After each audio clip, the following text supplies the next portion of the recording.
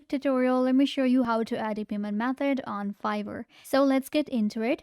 First of all, you're gonna open up your fiverr.com and you will get right here. This is my main dashboard. I have a seller's account on Fiverr. So in order to add a payout method, you will go to My Business right here at the top. After, you're gonna go to earnings. So in your earnings, it will show you the available funds and all of your different withdraw balance. So under withdraw balance, we have manage payout methods. Here we have add payout method.